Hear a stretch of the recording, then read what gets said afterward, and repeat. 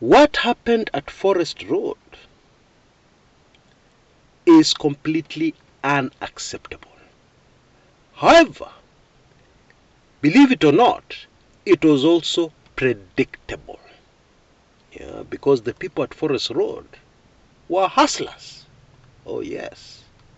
Hold your horses. I'll explain in a minute. Because everything we do in this world has consequences. How we bring up our children has consequences.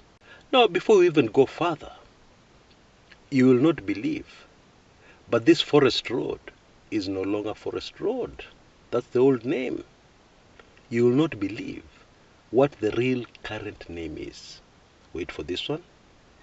It is Professor Wangari Maathai Road. What? Now, the late Professor Wangari Maathai was a champion of women's rights. The late heroine of Kenya was against gender-based violence. Yeah? And yet it is on the road named after her that something happened last Friday that has shocked Kenyans to their bones. Anyway, let's get a little background here, before we discuss the main issue. It has been the habit of bodabodas, motorcycle taxis in Kenya. It has been their habit for a long time now. When they're involved in an accident, to deal with the motorist involved, to deal with the car involved in that accident. Now, of course, we all know that a lot of boda riders have no regard for traffic rules. They don't understand them. Many of them believe that obeying traffic laws and rules is something which people only do to please the government.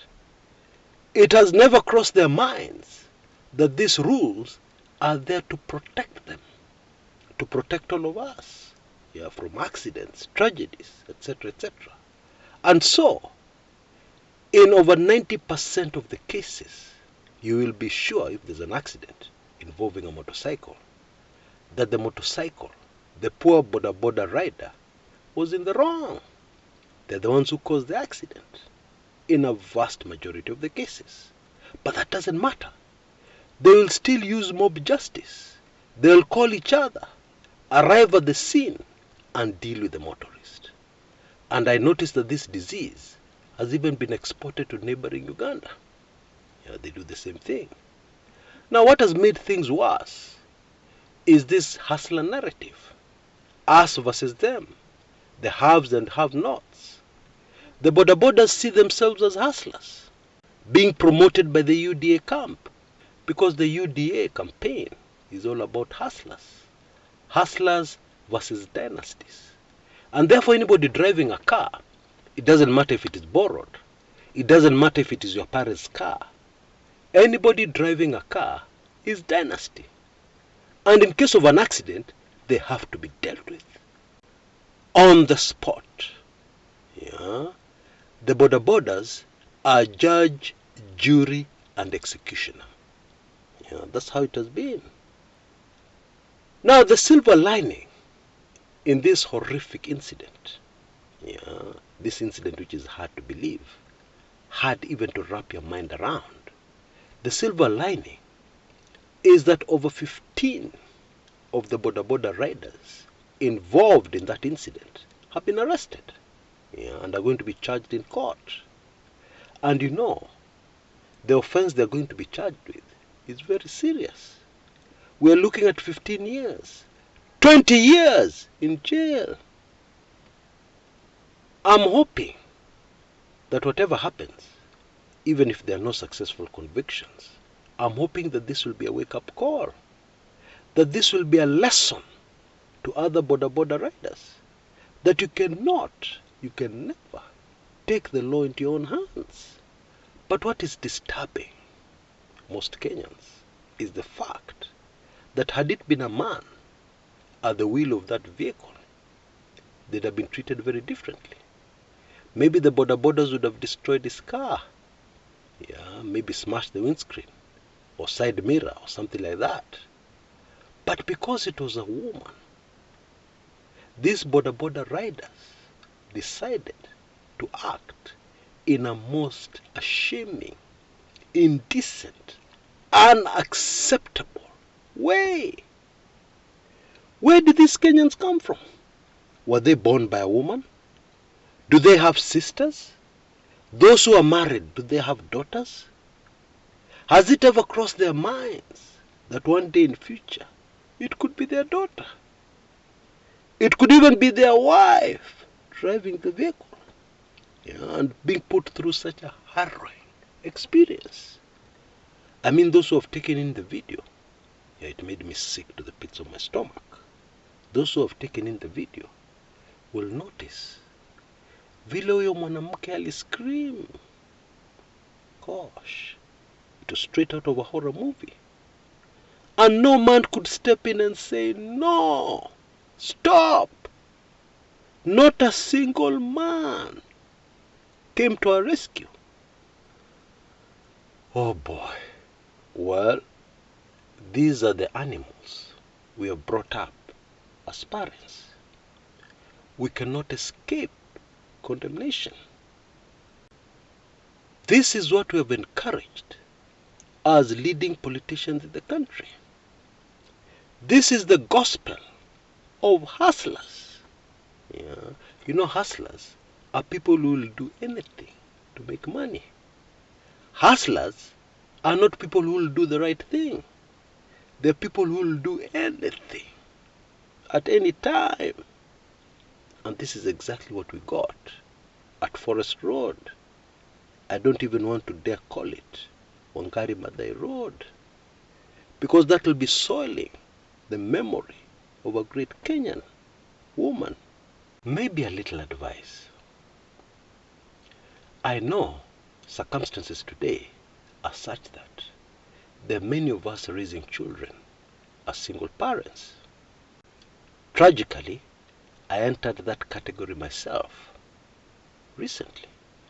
Anyway, if you're a single parent, please make sure that your children interact with your sisters or your sister, their auntie. And if you're a woman, make sure they interact with the uncle, so that they have a balanced upbringing. In my opinion, this will help a great deal to bring up balanced Kenyans. This will help us to get our youngsters out of the hustler demon and hustler mentality, where the most important thing is just to make money. Doing the right thing does not feature. Being part of a larger community does not feature. It never crosses anybody's mind. Being a hustler is taking advantage of any situation, even at the expense of a victim, to have fun, to harass somebody's daughter, just for fun, because they are dynasties and you're hustlers. They don't understand. They're in a different world, etc., etc. Now, I believe many of us will believe I have said nothing. But I strongly believe that even as police look for more of the youngsters involved in this very shameful incident, Kenyans should also be looking for the parents of these animals. Oh yes, Kenyans must look for the parents who brought up these, I don't know what to call them. Because what you do as a parent has consequences. How you bring up your children has consequences. In recent years, there's this emphasis in Kenya on your children passing exams, and you'll do anything so that they do well in exams. That is okay. There's nothing wrong with that. But even more important is the character you bring up. Even more important is how you bring up your children. And this came out very clearly at Forest Road on Friday with this incident. It told us clearly as parents, we have failed, and we have failed big time. Politically, it is also now clear that our young people will not vote with their brains. It doesn't matter what you tell them about both presidential candidates. They will choose a candidate without using their brains. They will not do the right thing, but they'll do the convenient thing to them and their feelings. Okay? And especially their feelings against the so-called dynasties. God help Kenya. Until next time, this is Kshs. Kumekucha.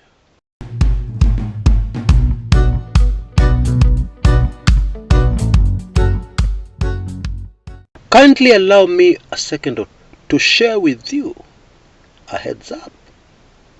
I would highly recommend that you do not miss my weekly intelligence briefings, number 74, the very latest weekly intelligence briefings. Now I'm aware that we have not produced the weekly intelligence briefings since my personal tragedy, but I'm now fully back, and very engrossed in my work, and I've been doing a lot of digging around, collecting verified information all over the place.